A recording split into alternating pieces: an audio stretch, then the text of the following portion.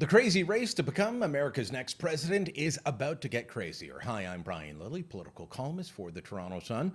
Well, it was crazy enough earlier in the campaign. We had Donald Trump coming back to run again against Joe Biden. It was going to be a rematch. Then we had the unthinkable happen, an assassination attempt on Trump, a bullet grazing his ear. Within a week or so of that, Joe Biden forced to step down over a disastrous debate performance and questions about his mental acuity, as all the experts said. Kamala Harris jumps in, and all of a sudden, this race goes from one where Trump was starting to walk away with it because the American public could see that Biden was not sharp as a tack. Well, now Harris is in, and she's tightened things up a bit. But it's going to get crazier still, and may switch back to Trump being out in the lead. Why?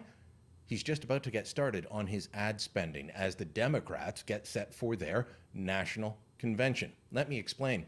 When you look at the actual figures during the month of June, is with official filings, the Biden campaign, as it was then called, spent $59.9 million over that time period. Trump spent just under $10 million. That meant the Biden campaign outspent Trump 6-1, and still Trump was winning.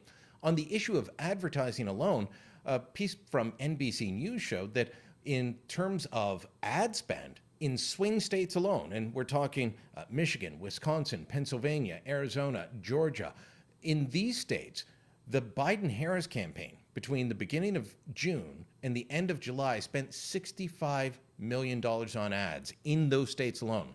Trump spent $230,000.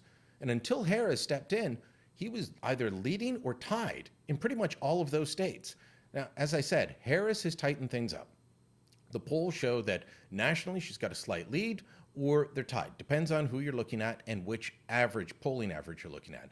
But in the swing states, some she's started to pull ahead of Trump.